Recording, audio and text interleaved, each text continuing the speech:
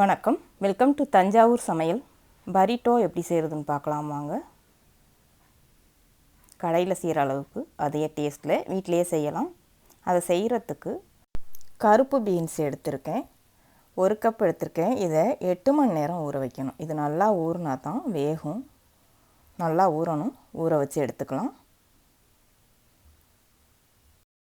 8 மணி நேரத்துக்கு அப்புறம் எடுத்திருக்கேன். இது நல்லா ஊறிடுச்சு. இந்த தண்ணியை வடிச்சிட்டு திரும்பவும் தண்ணி ஊற்றி தேவையான அளவு உப்பு சேர்த்து குக்கரை மூடி 5 விசில் வர வரைக்கும் வேக வச்சு எடுத்துக்கலாம். நல்லா இந்த அளவுக்கு வெந்திருக்கணும். இது நல்லா வெந்துருச்சு. தண்ணியை வடிச்சிட்டு எடுத்துக்கலாம். அதுக்கப்புறம் 1 கப் ஸ்வீட் கார்ன் எடுத்திருக்கேன். இதை நல்லா கழுவிட்டு தண்ணி ஊற்றி உப்பு சேர்த்து வேக வச்சு எடுத்துக்கலாம். சீக்கிரம் வெந்துடும். அதனால் நான் குக்கரில் வேக வைக்காமல் இது மாதிரி வேக வச்சு எடுக்கிறேன். வெந்துட்டான்னு செக் பண்ணிவிட்டு ஸ்டவ் ஆஃப் பண்ணி தண்ணியை வடிச்சிட்டு எடுத்துக்கலாம். அடுத்து சப்பாத்தி செய்கிறதுக்கு 2 கப் மைதா, தேவையான அளவு உப்பு, 1 டீஸ்பூன் பேக்கிங் பவுடர் சேர்த்து இதை நல்லா கலந்துக்கலாம். அதுக்கப்புறம் 2 டீஸ்பூன் எண்ணெய். மாவு பிசைகிறதுக்கு தேவையான அளவு தண்ணி அல்லது பால். நான் பால் சேர்த்து பிசைகிறேன். பால் காய்ச்சி ஆற வச்சு எடுத்துக்கோங்க. அந்த பாலை ஊற்றி இதில் பிசைஞ்சிங்கன்னா நல்லா சாஃப்டாக இருக்கும்.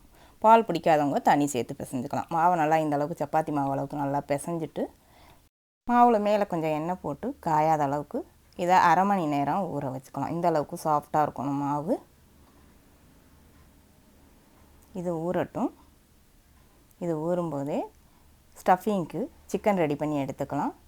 சிக்கன் செய்கிறதுக்கு 2 டேபிள் ஸ்பூன் எண்ணெய் நல்லா சூடானதுக்கப்புறம் 1 டேபிள் ஸ்பூன் இஞ்சி பூண்டு விழுது சேர்த்து எண்ணெயில் நல்லா வதக்கிக்கலாம்.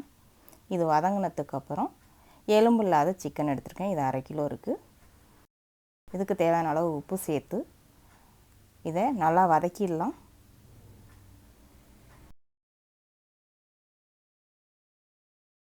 சிக்கன் மூழ்கிற அளவுக்கு தண்ணி சேர்த்து 1/2 டீஸ்பூன் மஞ்சள்தூள் சேர்த்து நல்லா கலந்து விட்டு இதை மூடி வச்சு நல்லா வேக வச்சுக்கலாம். தண்ணி குறையிற அளவுக்கு நல்லா வேகட்டும். தண்ணி குறையும் போது மசாலா சேர்த்துக்கலாம்.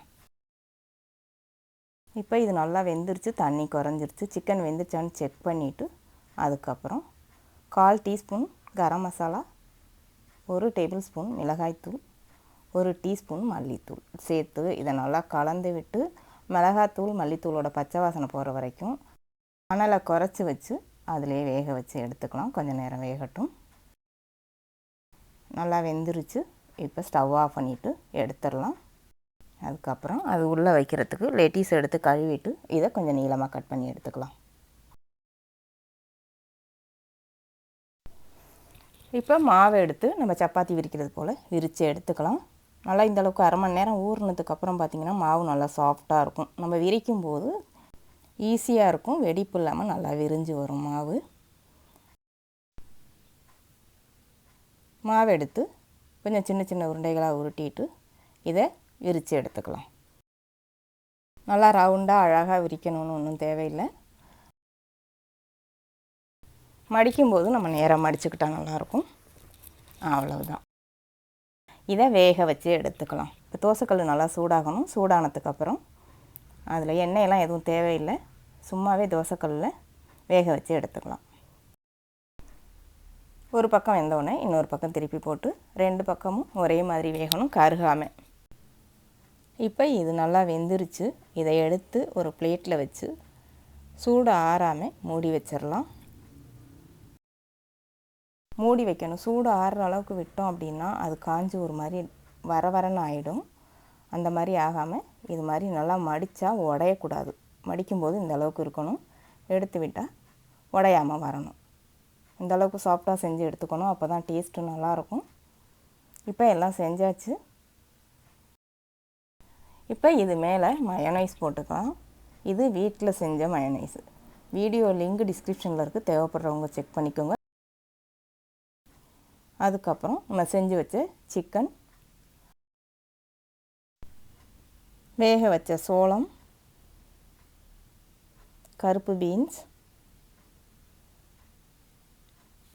சில்லி சாஸ், ஹனி மஸ்டர்ட் சேர்த்து லெட்யூஸ் வச்சு இப்போ இதை மடித்து எடுத்துக்கலாம். ஸ்ப்ரிங் ரோல் மடிக்கிற மாதிரி மடிக்கலாம். மடிச்சுட்டு இதை ஒரு அலுமினியம் பாயிலில் வச்சு நீங்கள் ஸ்கூலுக்கோ ஆஃபீஸ்க்கோ எடுத்துகிட்டு போகிறாந்தா இந்த மாதிரி வச்சு எடுத்துகிட்டு போகலாம். இதில் சீஸ் இல்லாமல் மடிச்சிருக்கேன். நீங்கள் சுட வைக்காமல் கூட அப்படியே சாப்பிட்லாம்.